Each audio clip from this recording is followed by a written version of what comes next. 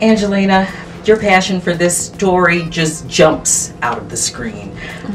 It's incredible. What did you learn about yourself that you didn't know beforehand? Oh, so much. I think if you would have said to me a few years ago, if you said I was going to be a director, I would have said no.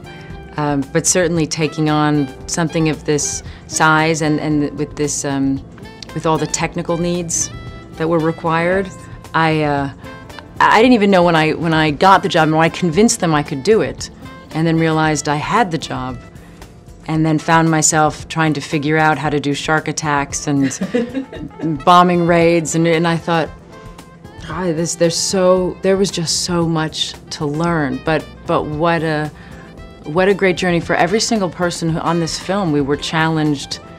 You know, it's not often you find something that where you really, really are challenged to the full extent of your ability. Your abilities.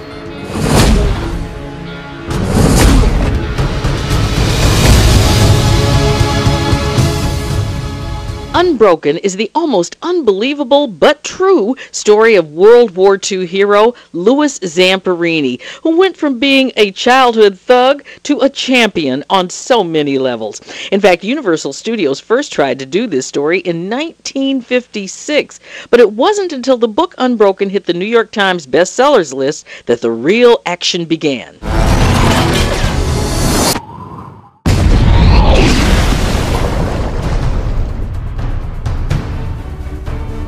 Before surviving a plane crash, spending 47 days afloat in the Pacific fighting sharks, typhoons, and then landing in a Japanese prison camp for 2 years, before all that, Louis was the youngest distance runner in history to compete in the Olympics. The year was 1936, the same year Jesse Owens made history. Louis and Jesse were friends. Well, you know, and I do appreciate you getting the Jesse Owens story in this too, even for a moment. Was that in the script originally, or I mean, and you really told the story? We really wanted to make sure that was in. Yeah, no, it was very, very important to me that was in, and the cute story too. Louis even had, because he saved everything. This is from the Depression, so he saved everything, and he still had Jesse Owens.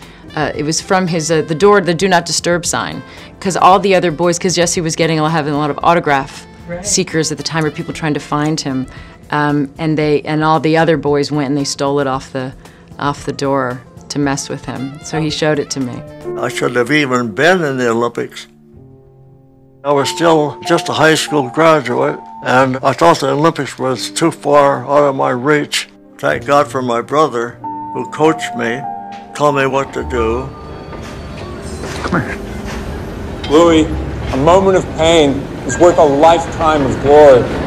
You remember that? Despite years of suffering from post-traumatic stress disorder, Louis lived a long life and passed away in July at age 97. He even made it back to Japan at age 80 to carry the Olympic torch and to forgive his captors. Mr. Zamperini did see your final cut, or a cut of, you know, before he passed away. What were his final words to you after seeing this? No, I can't say his final words to me because they're funny but private. But which says a lot of the man. The last thing he said to me was something that would cheer me up, and I left the hospital room with a smile on my face, and I thought, he did it again. And I went in there to give him something, and he sent me out with something. Of course he did. Louis Zamperini's story is so relevant in today's world mired by global conflict, just the same as it was 75 years ago. It's also a testament to our armed forces, who continue to protect us, as they will be doing when this film opens on Christmas Day. For AURN.com, I'm Tanya Hart. American Urban Radio Networks is Urban America's radio leader.